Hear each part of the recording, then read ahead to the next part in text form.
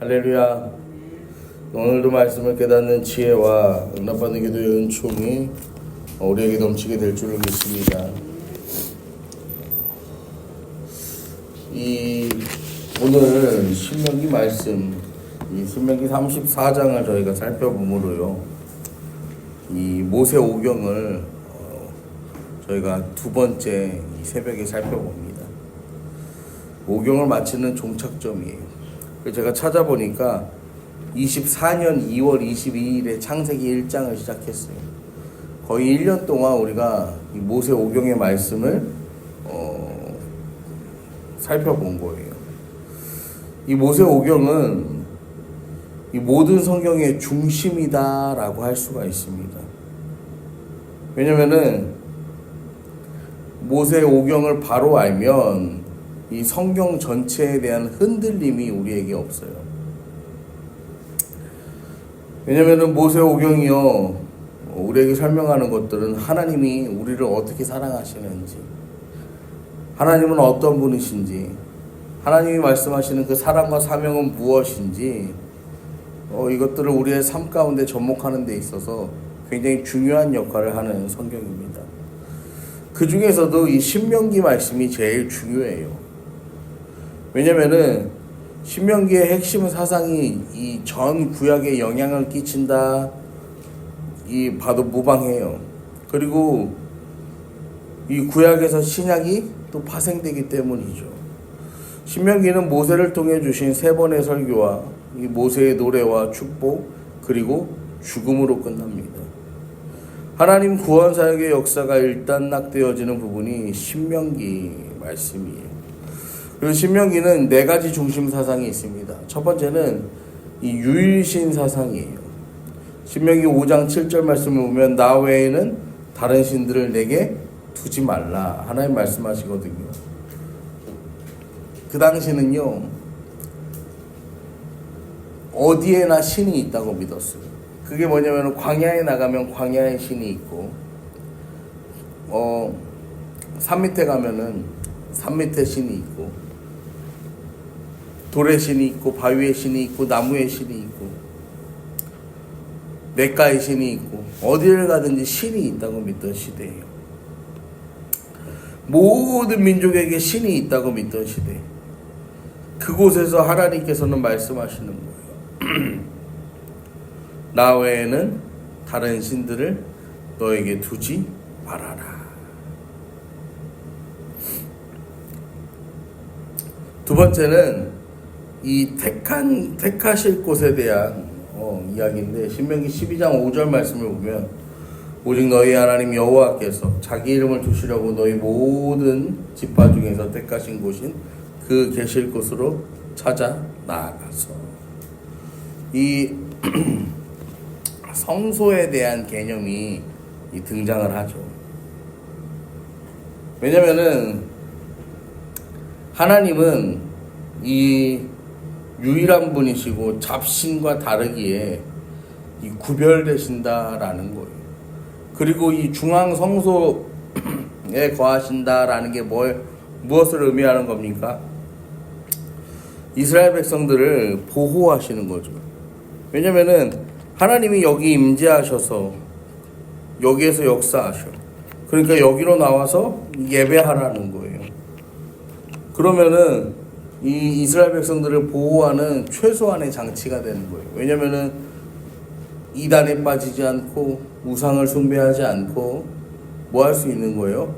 이 하나님께서 특정하신 그 장소에 나와서 이 거룩하게 예배할 수 있었던 거죠. 세 번째는 신명기 7장 6절 말씀을 보시면요, 너는 여호와 내 하나님의 성민이라. 내 하나님 여호와께서 지상 만민 중에서 너를 자기 기업의 백성으로 택하셨다. 우리를 하나님의 성민 삼아 주셨다는 거예요. 거룩한 백성을 삼아 주셨다라는 것입니다. 마지막으로 이 신명기 27장 19절 말씀을 보면 객이나 고아나 과부의 송사를 억울하게 하는 자는 저주를 받을 것이라 할 것이요 모든 백성은 아멘 할지니라. 이 사랑과 정의가 있는 공동체의 모습을 하나님께서는 신명기를 통해서 우리에게 말씀하십니다. 여러분, 지금 이 시대는요, 이 유일신, 그 다음에 하나님이 택한 그곳, 거룩한 백성, 사랑과 정의의 공동체, 이 모든 것들이요, 부정되는 시대를 살고 있습니다. 물질 만능주의 시대, 이 황금제일주의. 여러분, 이 시대에는요, 하나님을 믿으면 우리가 무슨 이득을 얻느냐라고 말합니다. 여러분, 우리가 하나님을 믿으면 얻는 이득이 뭐가 있을까요?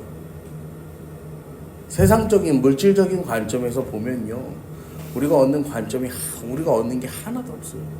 여러분, 교회 안 다니면요, 우리가 한 달에 하는 이 헌금만 생각해도요, 차를요 3년에 한 번씩 바꿀 수 있어요.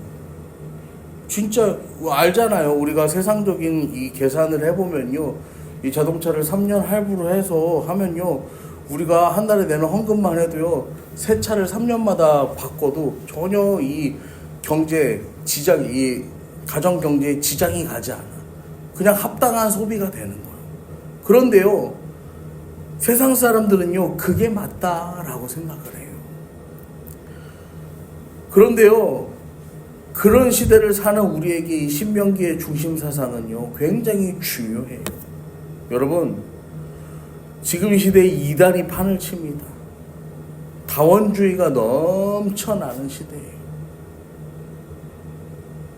제가 진짜 가슴이 아픈 게 뭐냐면요,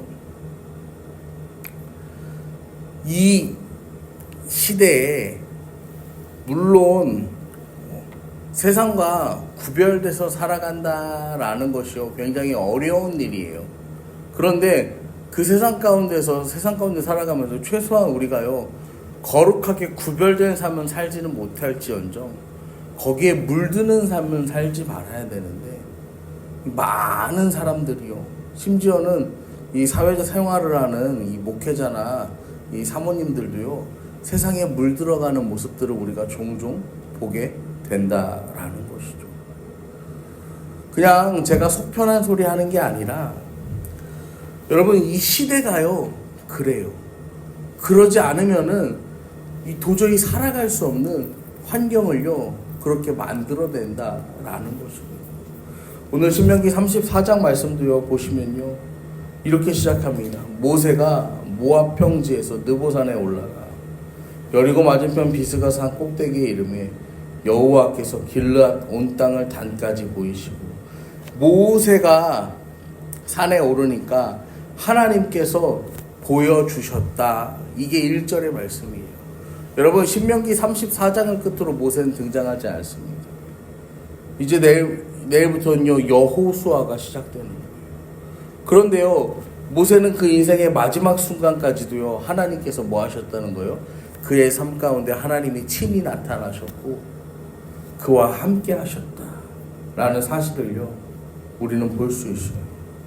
그래서 2절 온 납달리와 에브라임과 므낫세의 땅과, 이게 이제 여러분 이 가나안 정복 전쟁이 어떻게 되는가 보시면 아는데, 이게 땅이요, 아셀, 납달리, 스불론, 이사갈 이러는데, 납달리, 그 다음에 그러니까 이게 뭐냐면, 납달리는요, 저기 지중해 끝에 붙은 이 위치예요, 지역이에요. 그러니까 지금 모세가요, 하나님께서 이 가나안 정복 전쟁을 통해서요, 다 이 주실 그 땅을요, 지금 직접 들어가지는 못하지만 경험하는 거예요.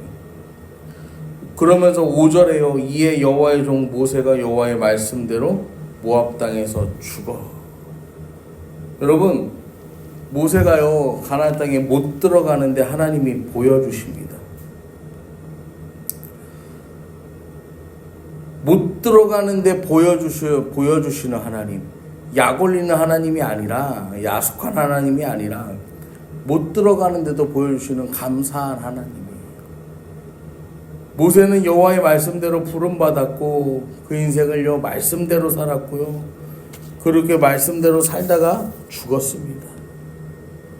안 죽으려고 몸부림치는 인생, 하루라도 더 살려고 악을 쓰는 인생이 아니라 여호와의 말씀대로 그 인생의 마무리를 하는 참 귀한 삶을 살았다라는 것입니다.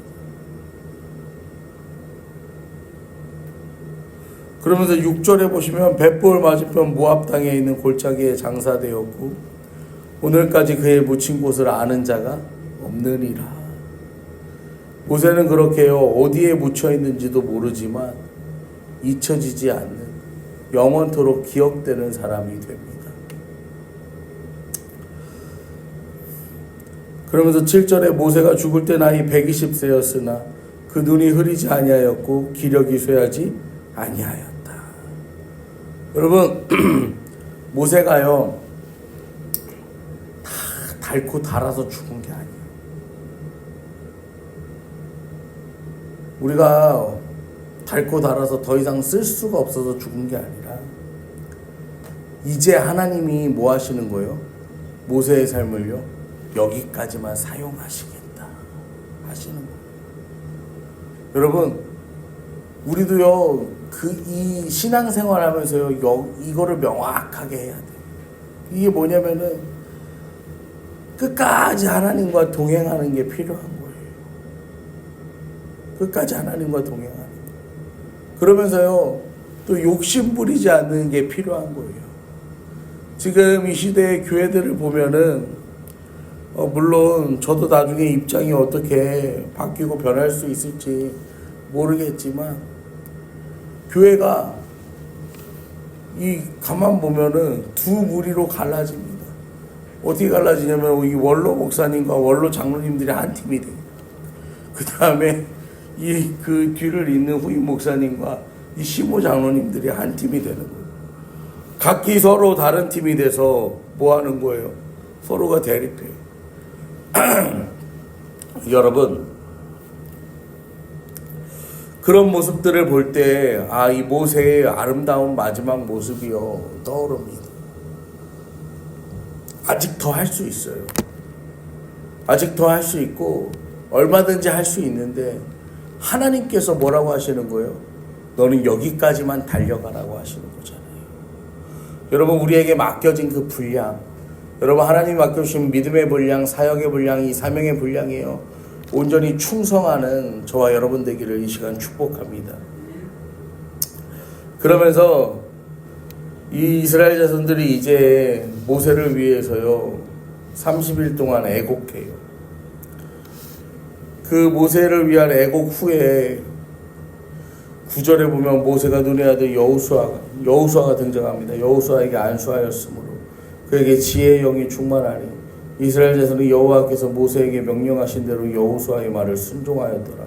그 후에는 이스라엘에 모세와 같은 선지자가 일어나지 못하였나니 모세는 여호와께서 대면하여 하시던 자요 여호와께서 그를 애굽 땅에 보내사 바로와 그의 모든 신하와 그 온 땅의 모든 이적과 기사와 모든 큰 권능과 위엄을 행하게 하시며 온 이스라엘 목전에서 그것을 행한 자이다. 모세의 삶을요 한마디로 정리합니다. 하나님이 시켰고 하나님이 시킨 걸 다 했다라는 거. 제가 좀 이걸 이렇게 편하게 얘기해서 그런데요. 여러분도 이런 사람 되시기를 축복해요. 하나님이 여러분에게 맡겨주시는 건 다 하고 그 다 한 것은요. 다 실행해서요. 그것이요. 하나님의 권능과 위엄을 여러분을 통해서 이 땅 가운데 보여지고 펼쳐지는 그 놀라운 축복이 있기를 이 시간 기도합니다. 여러분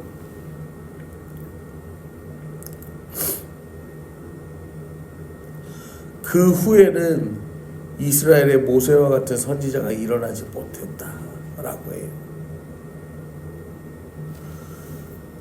이 말씀 전에도 보시면은 여호수아에게 안수할 때 여호수아가 지혜의 영이 충만했다라고 해요.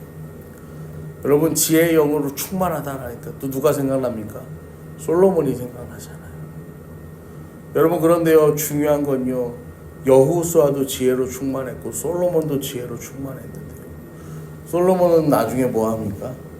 지혜로 충만한 그의 삶 가운데 다른 것으로도 충만하겠지. 세상의 것들을 막 충만하게 채운다. 결국에는 어떻게 되는 거예요? 하나님을 배반하고 돌아서는 일이 발생하게 되잖아요. 여러분, 이러한 모습들을 통해서 인간이 얼마나 연약하고 유한한지를 다시 한번 보게 됩니다. 인간의 힘으로는요, 이 하나님의 구원의 역사를요, 온전하게 이루어낼 수가 없어요. 그래서 하나님께서는요, 이 땅 가운데 예수 그리스도를 허락하신 거예요. 인간의 모습으로 오신 예수를 통해서 하나님과 우리 사이에 깨어진 관계를 온전히 회복시키고, 우리가 말씀을 알고 말씀으로 구원받고 말씀으로 영생을 얻게 하시는 그 하나님의 은혜로 우리를 인도하시려고 그 예수 그리스도를 우리에게 허락하셨다라는 것입니다. 여러분, 오늘도요, 이스라엘 백성들을 인도하였던 지도자 모세처럼요, 여러분의 삶을 인도하는 여러분의 삶의 목자 예수 그리스도를 여러분 온전히 기억하시고 그분의 음성에 순종하고 따르는 저와 여러분 되기를 기도합니다. 그렇게 우리의 삶의 순간순간마다 함께 하시며 우리의 인생을 변화시키시고 우리의 눈물을 기쁨으로 바꿔주시는 그 예수 그리스도를 날마다 삶으로 체험하며 주님과 동행하는 저와 여러분 되기를, 우리의 인생이 되기를 이 시간 간절히 축원합니다.